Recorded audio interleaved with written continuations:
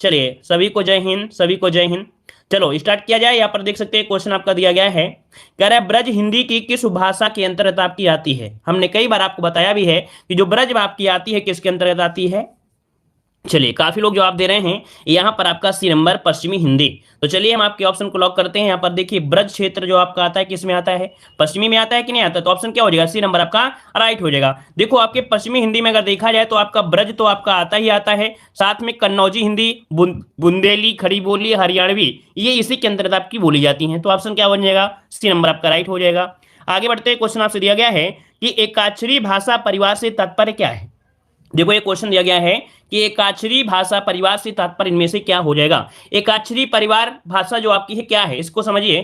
तो ये एक चीनी भाषा परिवार की भाषा है। क्या ये है आपकी चीनी और तिब्बती से आपके मिलकर बनी है। ऑप्शन बनेगा आपका बी नंबर, अर्थात चीनी और तिब्बती भाषा परिवार को एकाक्षर परिवार की भाषा कहा जाता है। तो इसको आप लोग नोट कर लीजिएगा कि चीनी और तिब्बती भाषा के परिवार को एकाक्षर परिवार के नाम से जाना जाता है। जैसे चीन हो गया, तिब्बत हो गया, म्यांमार हो गया, यहाँ पर लोग अपनी इस भाषा को जानते हैं। तो ऑप्शन हो जाएगा आपका बी नंबर। ठीक है, आगे बढ़ते क्वेश्चन आपसे अगला पूछा गया है कि स्रा एक संयुक्त व्यंजन है, इनमें से किन वर्णों को सम्मिलित किया गया है।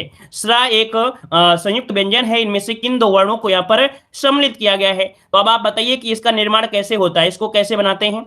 तो आपको भाई पता है कि ये है आपका एक संयुक्त व्यंजन, इसे कहते हैं हम लोग संयुक्त व्यंजन कहते हैं। और संयुक्त व्यंजन की अगर हम बात करते हैं तो इसका निर्माण हो जाता है किससे, तो आपके साधन रा से होता है। किससे होता है, आपके साधन रा से होता है। मतलब जो सा है वो इस प्रकार से जाएगा, तो सधन रा अर्थात यहाँ पर सरा। तो आपका आंसर कौन हो गया, सी नंबर हो जाएगा। साधन रा वर्णों के योग से मिलकर बना है। ये आपके जो संयुक्त व्यंजन होते हैं आपके चार होते हैं, छत, रज्ञा और आपका यहाँ परिश्रम वाला सरा। हो गया क्लियर। आगे बढ़ते हैं। क्वेश्चन दिया गया है कि गाय कौन सी संज्ञा है। गाय कौन सी संज्ञा है, यहां पर बताइए गाय कौन सी संज्ञा है। व्यक्तिवाचक होगी क्या, व्यक्तिवाचक उसे कहते हैं जब कोई एक चीज होती है, जैसे राम हो गया है ना, राम हो गया, जैसे हिमालय हो गया। तो भाई जब कोई व्यक्तिगत एक की बात है तो व्यक्तिवाचक में होता है। जात में तो भाई बहुत होते हैं, है ना। तो मतलब ये हुआ कि भाव भी नहीं है, द्रव्य भी नहीं है, तो ऑप्शन बी नंबर हो जाएगा गाय, क्योंकि गाय बहुत होती हैं। तो ये जात में आएंगे तो ये जातिवाचक संज्ञा, ऑप्शन आपका बी हो जाएगा। क्लियर हुआ सभी का पॉइंट। ये क्वेश्चन 2018 आपके वीडियो एग्जाम में क्वेश्चन पूछा गया है।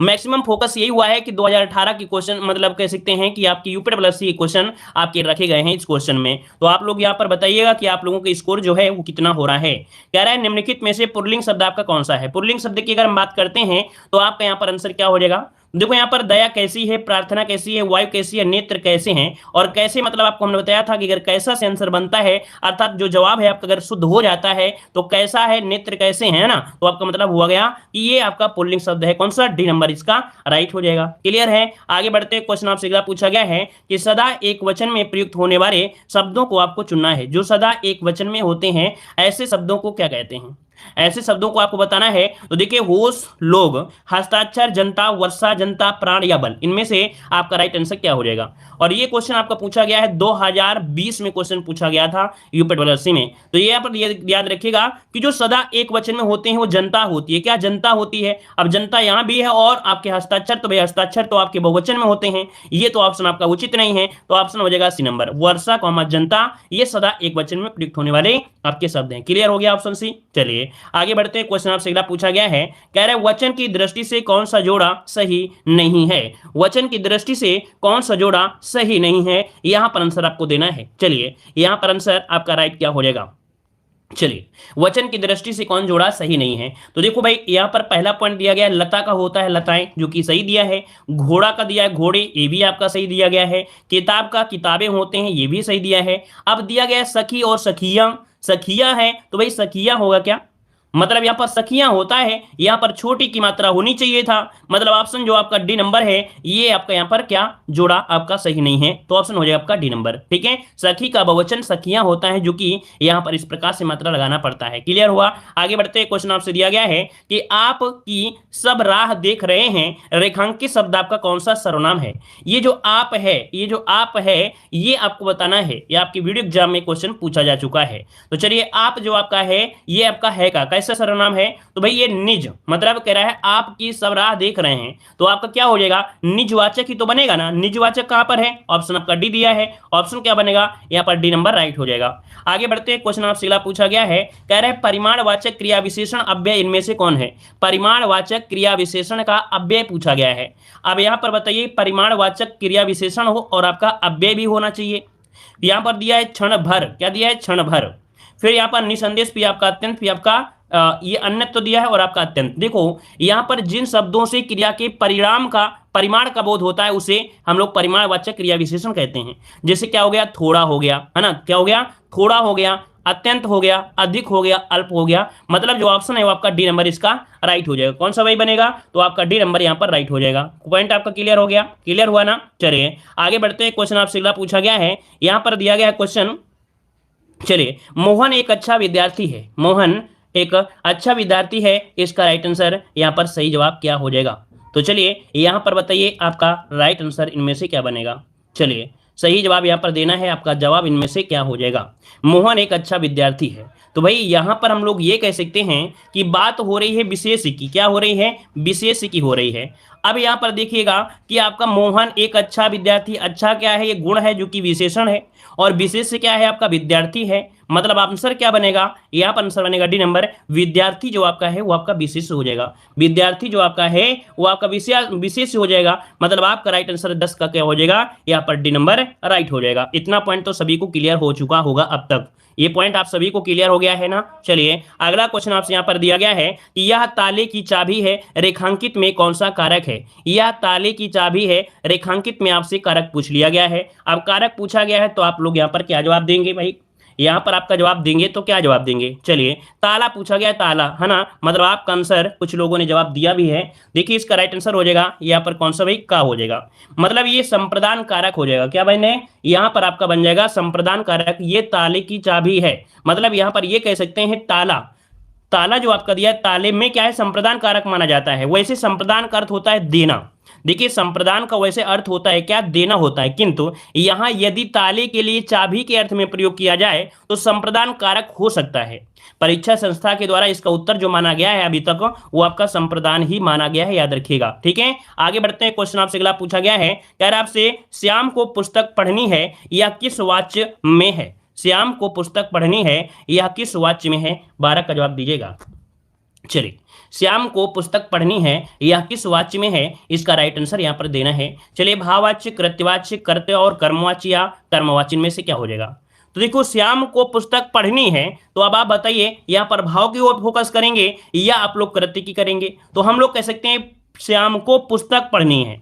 श्याम को पुस्तक पढ़नी है, इसमें से फोकस हो रहा है किसको? श्याम को। किसको पढ़नी है? श्याम को पुस्तक पढ़नी है। मतलब यहां पर आपका कृत्यवाच्य हो जाएगा, ऑप्शन बी हो जाएगा। अगर यहां पर पूछा जाता श्याम पुस्तक पढ़ रहा है तो वे बोलते कि क्या पढ़ रहा है? पुस्तक, तब पुस्तक पर फोकस होता।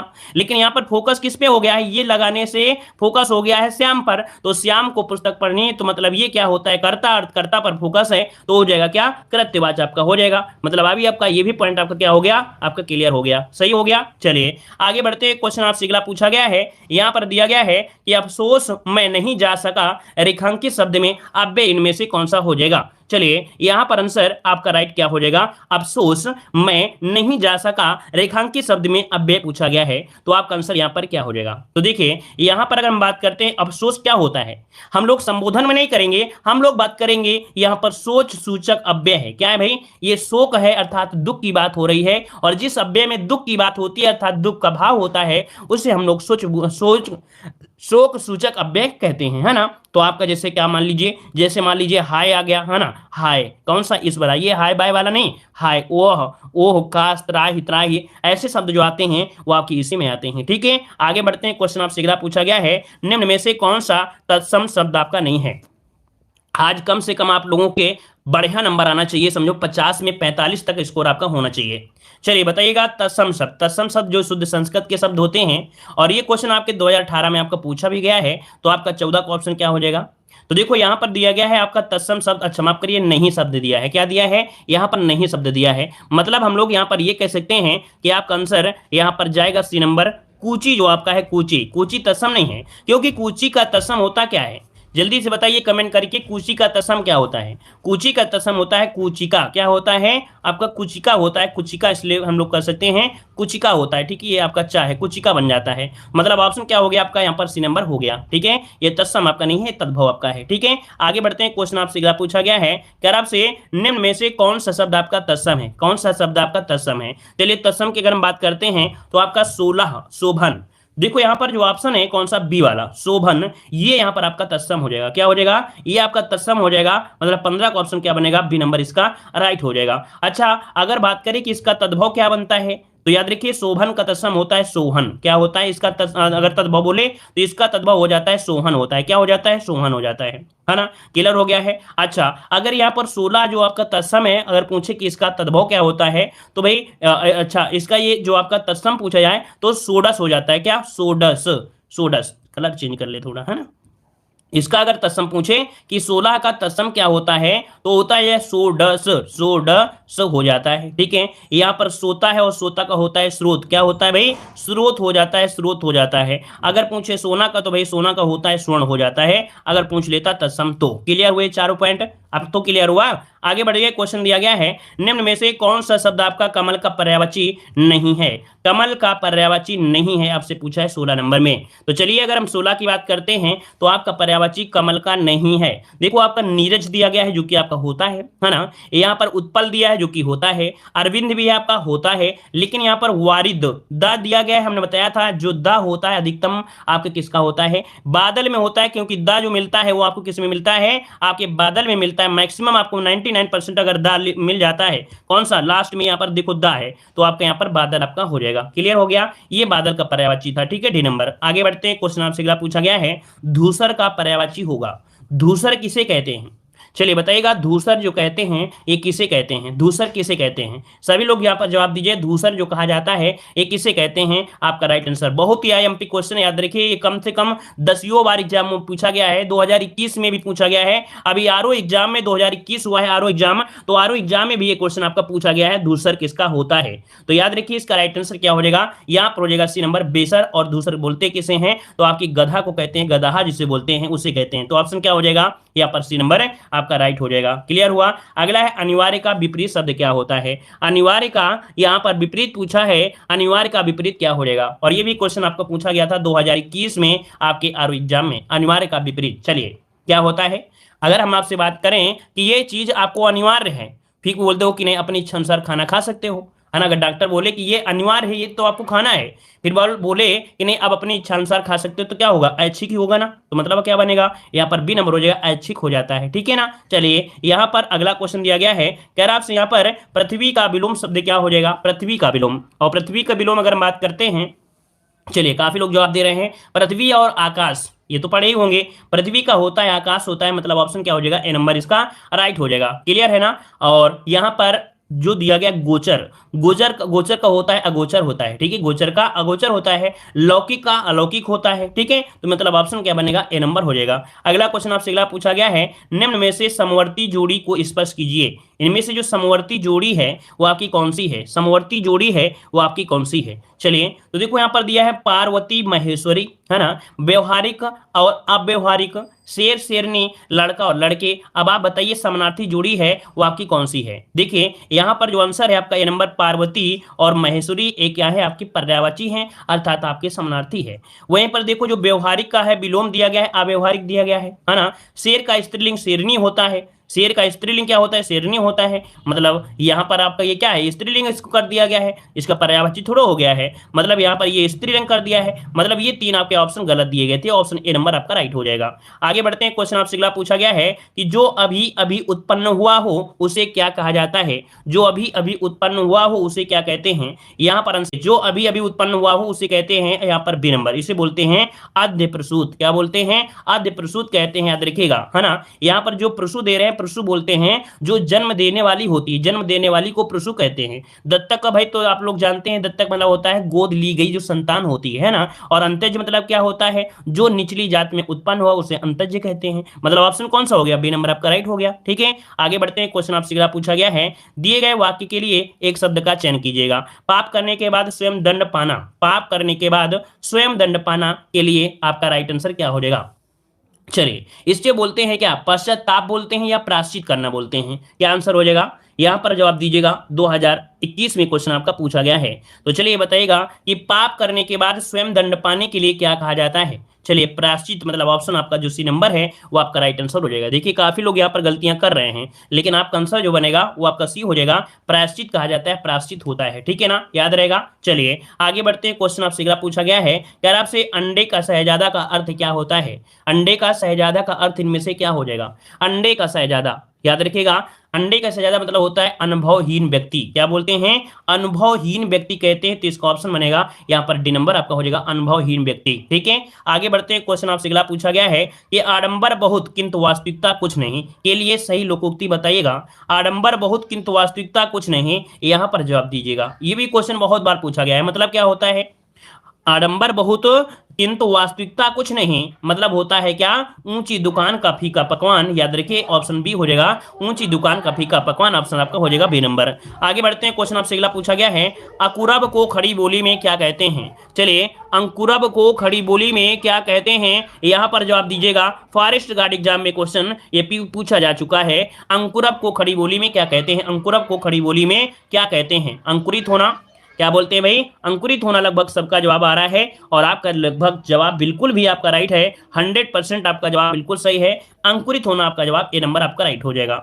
आगे बढ़ते हैं। क्वेश्चन आपसे अगला पूछा गया है कि कच्छ का अर्थ क्या होता है? कच्छ का अर्थ क्या होता है? ये क्वेश्चन को रट कर जाइएगा। 2022 आने वाला है, उसके लिए हमने यहाँ पर समझिए 2022 के लिए बिल्कुल चुने हुए प्रश्न बनाया है कि आपको ऐसा ही मॉडल पेपर देखने पर मिलेगा यूपी ट्रिपल एग्जाम में, जैसे आपका लेखपाल हो गया, आपका वीडियो एग्जाम हो गया, है ना, आपका यहाँ पर जो जेई का एग्जाम होता है यूपी ट्रिपल सी के अकॉर्डिंग, ठीक है। ऐसे एग्जामों में सेम टू सेम क्वेश्चन आपको मिलेंगे। तो कच्छ का अर्थ मतलब होता है क्या है? यहाँ पर जवाब दीजिए। कमरा, अगर मान लो अगर कमरा कर दे तो कांच तो होगा नहीं, है ना। अगर मान लो कमरा कर दिया तो किनारा भी नहीं होता है। तो यहाँ पर होता क्या है? आंसर डी हो जाएगा, कमरा और कांख होता है। कच्छ का अर्थ होता है कमरा और कांख। कांख ऑप्शन बनेगा यहाँ पर डी नंबर आपका हो जाएगा, डी नंबर, ठीक है, कांख, ठीक है। चलिए, यहां पर अगला क्वेश्चन आपसे यहां पर दिया गया है, क्या आपसे यहां पर दुकाल में कौन सा उपसर्ग दिया गया है? दुकाल में कैसा उपसर्ग आपको दिया गया है? दुकाल, तो देखो इससे निकलेगा क्या? निकलेगा यहाँ पर दु, और दु जो उपसर्ग है ये आपके किस में आता है? हिंदी में आता है। क्या आता है? हिंदी में। जैसे क्या? दुबला, दुलारा, दुधारू, है ना। मतलब ऑप्शन जो आपका है सी नंबर हो जाएगा, ये हिंदी वाला उपसर्ग आपका है, ठीक है। आगे बढ़ते, क्वेश्चन आपसे अगला पूछा गया है, कह रहा है स्वर संधि का उदाहरण इनमें से कौन सा हो जाएगा? स्वर संधि का उदाहरण आपसे पूछा है, तो आप बताइए स्वर संधि में कौन सा हो जाएगा? भाई किंचित में आपको पता है तोड़ने पर आपको कहीं ना कहीं क्या निकलेगा? कुछ ना कुछ ऐसी चीज निकलेगा जो आपको, देखिए कैसे निकलेगा। अगर हम इसे तोड़ेंगे तो क्या निकलेगा? यहाँ पर निकलेगा किम। क्या निकलेगा भाई? किम। और आपका निकल के आएगा चित, निकल के आएगा। क्या निकल के आएगा? चित निकल के आएगा। ये तो बनेगा नहीं। यहाँ पर इसे तोड़ेंगे तो तद धन रूप निकलेगा, ये भी नहीं बनेगा। नि धन रस बनेगा, अर्थात ये तो विसर्ग हो जाएगा। मतलब ऑप्शन जो आपका आ रहा है ए नंबर वाला आपका बिल्कुल सही होगा। इसको तोड़ेंगे तो आपका निकलेगा अनु, अनु निकलेगा, और इसके बाद निकलेगा अ निकलेगा। तो अनुधन अय होता है, याद रखिएगा, है ना। तो आंसर बन जाएगा ए नंबर आपका हो जाएगा। आगे बढ़ते, क्वेश्चन आपसे दिया है अन्वीक्षण का संविच्छेद इनमें से क्या हो जाएगा? अन्वीक्षण का संविच्छेद यहाँ पर बताना है। क्या आंसर यहाँ पर राइट हो जाएगा? तो चलिए यहाँ पर आंसर को अगर हम लॉक करें तो आपका आंसर क्या हो सकता है? चलिए बहुत अच्छे। देखो यहां पर अगर इसे तोड़ेंगे तो सबसे पहले अन तो निकल कर आ ही जाएगा। अन तो निकल के आएगा, मतलब ये ऑप्शन गलत हो गया, ये भी ऑप्शन गलत हो गया। अब दो ही बचे हैं। अब यहां पर देखो बड़ी की मात्रा है, तो इसका मतलब है कि आपका आंसर निकलेगा यहाँ पर इच्छक आपका निकल के आ गया, है ना। तो आंसर आपका बनेगा कौन सा? सी वाला आपका यहाँ पर राइट हो जाएगा। अनुधन इच्छण होता है, याद रखिए। और इसमें कौन सी संधि है? तो आपकी यण संधि है, यण संधि, ठीक है ना। क्लियर हुआ? क्योंकि हमने बताया था या के साथ वा के साथ अगर आधा वर्ण है, मतलब की है कि वो समझो आपके यण संधि में ही मिलेगा। आगे बढ़ते हैं, क्वेश्चन आपसे अगला पूछा गया है, कह रहा आपसे पंकज में कौन सा समास है? पंकज में समास जो कि पूछा गया है आपके एग्जाम के लिए बहुत ही मोस्ट इंपॉर्टेंट है। यहां पर बताइएगा पंकज में कौन सा समास है? पंकज में समास यहां पर बताइए कि आपका जवाब क्या हो जाएगा। चलिए काफी लोग जवाब दे रहे हैं यहां पर पंकज, अर्थात यहां पर बहुब्री समास हो सकता है क्या? यद्विग समास। तो भाई यहां पर कह सकते हैं कि आपका आंसर हो जाएगा डी नंबर, बहुब्री समास होगा। बहुब्री समास। पंकज मतलब जो पंक मतलब होता है क्या? कीचड़ होता है ना। जल मतलब जो जल में खिलता है, अर्थात कह सकते हैं कीचड़ में जो जन्म लेता है उसे ही हम लोग कमल कहते हैं। तो आपका ये हो जाएगा बहुब्री समास बन जाएगा, ठीक है। चलिए आगे बढ़ते हैं, क्वेश्चन आपसे दिया गया है, दिए गए विकल्पों में से त्रुटि रहित आपको बताना है, इनमें से कौन सा त्रुटि रहित आपका दिया गया है। चलिए कह रहा है कि यह काम मैं आसानी के साथ कर सकता हूं। फिर कह रहा है यह काम मैं आसानी सहित कर सकता हूं। फिर कह रहा है यह काम मैं आसानी से कर सकता हूं। देखिए ऑप्शन सी मिल गया कि नहीं मिल गया। सी नंबर जो आपका है ये आसानी से कर सकता हूं बिल्कुल सही है ना। तो यहां पर आपको जो पूर्वक है सहित है ये के साथ लगाने की जरूरत नहीं थी। ऑप्शन जिसका आया है सी नंबर बिल्कुल राइट हो जाएगा। आगे बढ़ते हैं, क्वेश्चन आपसे अगला पूछा गया है, आधी रात से सोने की कीमत में भी भारी उछाल आया। इस वाक्य में बताइए जो त्रुटि है वो आपकी किसमें त्रुटि है। चलिए यहाँ पर ये वीडियो एग्जाम 2018 में क्वेश्चन पूछा गया था, जिसको याद होगा तो बताएगा। यहाँ पर बताइए आधी रात से सोने की कीमत में भी भारी उछाल आया। वाक्य में बताइए किस भाग में यहाँ पर अशुद्धि है। देखते हैं कितने लोग यहाँ पर जवाब देने वाले हैं। इस क्वेश्चन का राइट आंसर कितने लोग सही दे सकते हैं। चलिए यहाँ पर देखिए कुछ लोगों ने जवाब दिया है, और भाई वीडियो को भी लाइक शेयर करते रहिएगा, है ना। यहाँ पर देखिए ऑप्शन आ रहा है डी नंबर, कह रहे हैं भारी, और कुछ लोग जवाब दे रहे हैं ए नंबर। लेकिन याद रखिएगा सोने की कीमत का प्रयोग गलत है। यहाँ पर जो आपका दिया है डी वाला ऑप्शन वो आपका गलत है। यहाँ पर होना चाहिए कीमत। कीमत क्या है? कीमत जो आपका है स्त्रीलिंग है। कीमत क्या है? स्त्रीलिंग है। अर्थात यहाँ पर हम लोग कह सकते हैं सोने की कीमत का प्रयोग होना चाहिए। सोने की कीमत का अर्थात जो के है ना, के की जगह अगर की हो जाता तो सही हो जाता, क्योंकि यहाँ पर बनता है सोने की कीमत में। ठीक है ना, क्लियर हुआ। आगे बढ़ते हैं, क्वेश्चन आपसे अगला पूछा गया है, शुद्ध वर्तनी वाला शब्द आपको बताइएगा। यहाँ पर शुद्ध वर्तनी जो दी गई है वो आपकी कौन सी है। यहाँ पर परीक्षा, परीक्षा पहला तो पॉइंट आपका पूरा सरासर गलत हो गया, है ना। फिर यहाँ पर दिया गया है मुरमुरसु। अब ये दोनों में एक ही सही होगा, कौन? मुरमुरसु जो सही होगा वो कौन सा होगा? तो देखिए यहाँ पर जो आंसर है आपका, आंसर है कौन सा भाई? ऑप्शन बनेगा आपका यहाँ पर बी वाला या सी वाला। बी वाला बनेगा या सी वाला बनेगा भाई? तो यहाँ पर सी वाला आपका आंसर बनेगा, बी वाला बनेगा। यहाँ पर मुरमुरसु जो आपका है ये वाला जो आपका है बिल्कुल राइट हो जाएगा। ठीक है, याद रहेगा, इस वाले को सही करना, मुरमुरसु। ठीक है, याद रहेगा। चलिए आगे बढ़ते हैं, क्वेश्चन आपसे पूछा गया है, कह रहा आपसे कि रसो वे सह, रस से संबंधित इस कथन का उल्लेख इनमें से किस ग्रंथ में हुआ है।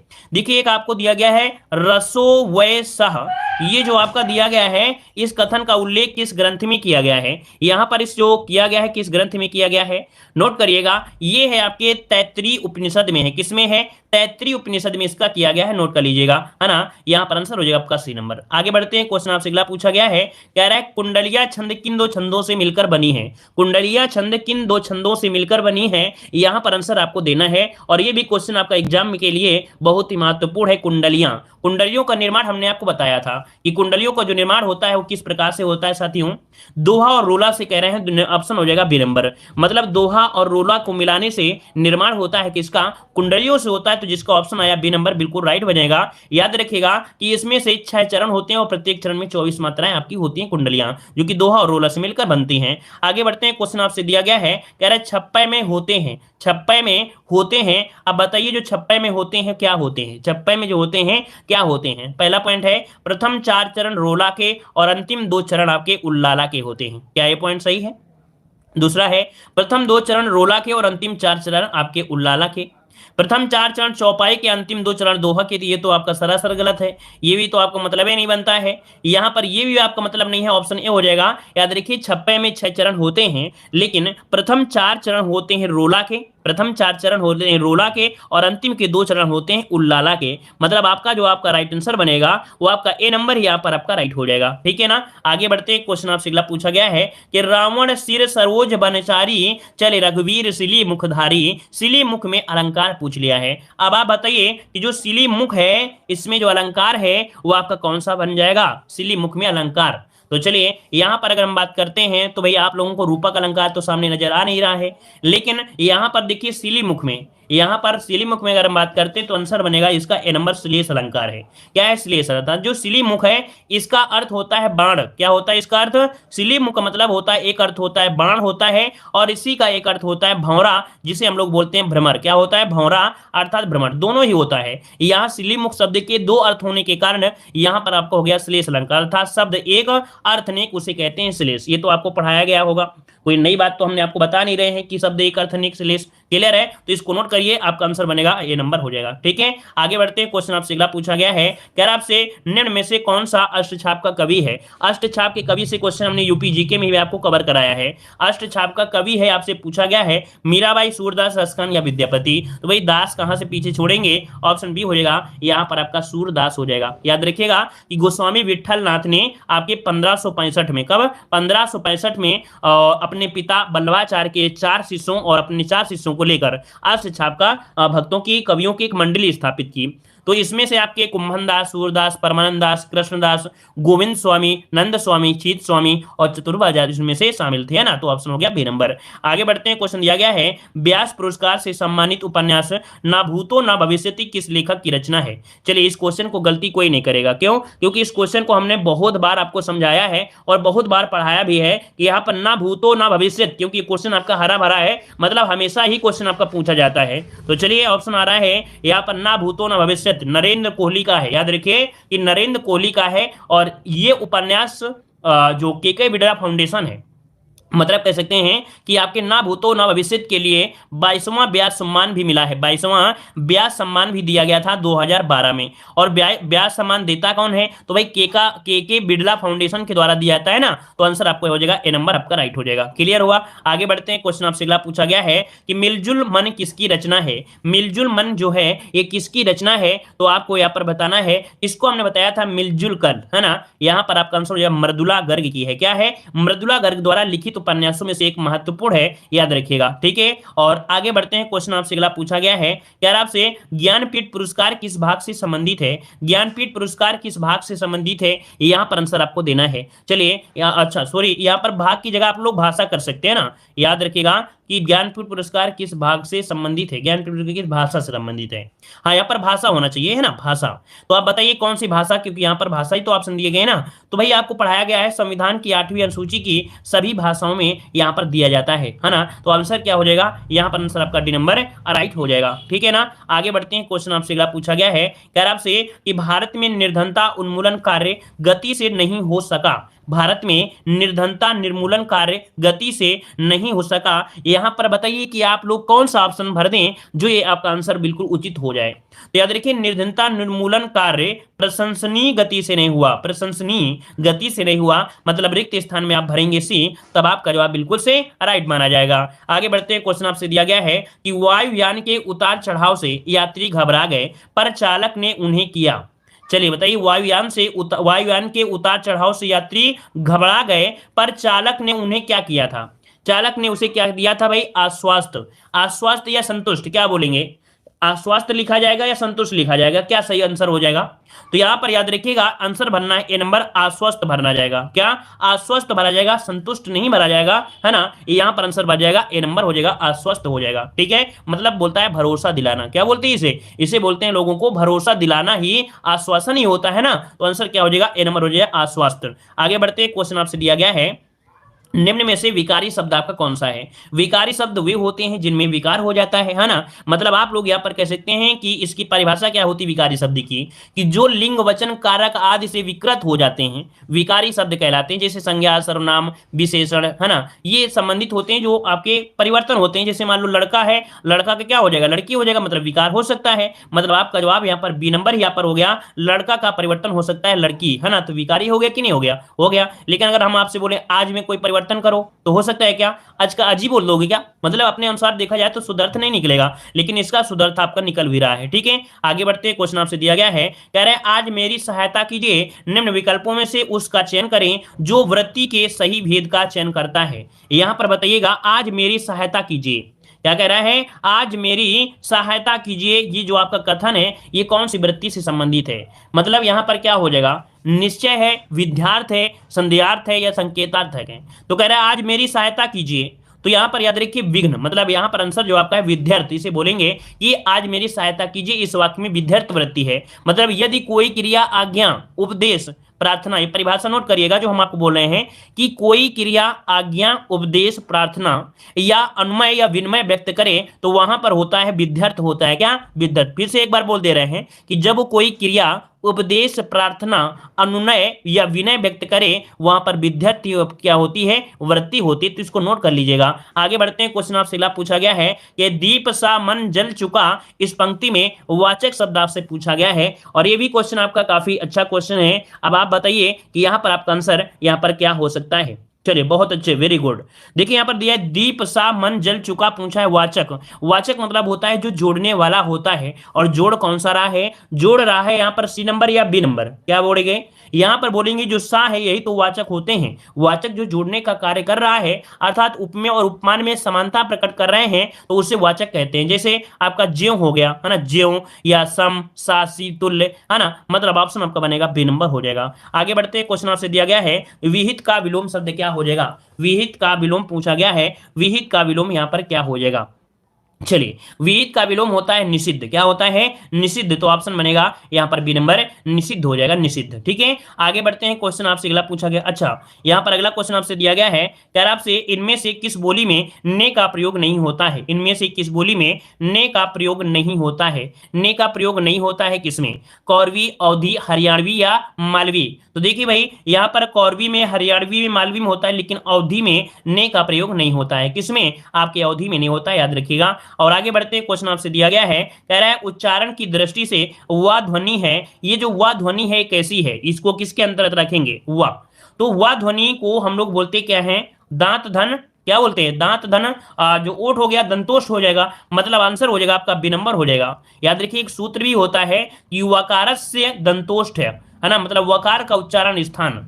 तो यहाँ पर आंसर क्या हो जाएगा आपका बी नंबर, यहाँ पर राइट हो जाएगा। ठीक है, मतलब दांत से जीभ और ओठों से मिलने से जो ध्वनि उच्चारण होती है उसे दंतोष्ठ कहते हैं। तो यहाँ पर हो जाएगा आपका हुआ। आगे बढ़ते हैं, क्वेश्चन आपसे अगला दिया गया है कि आप सबको धोखा। देखो यहाँ पर जो दिया गया है, एक क्वेश्चन दिया गया है मिलान करने के लिए कि आपका सही मिलान इनमें से क्या बन सकता है। आप सबको धोखा, देखो यहां पर दिया है आप सबको धोखा वक्त को नहीं दे सकते। अब इनमें से आप बताइए कि इनको किस में कर सकते हैं, थोड़ा और हम इसे बड़ा कर देते हैं। तो बताइए कौन सा आपका ऑप्शन बिल्कुल उचित हो रहा है।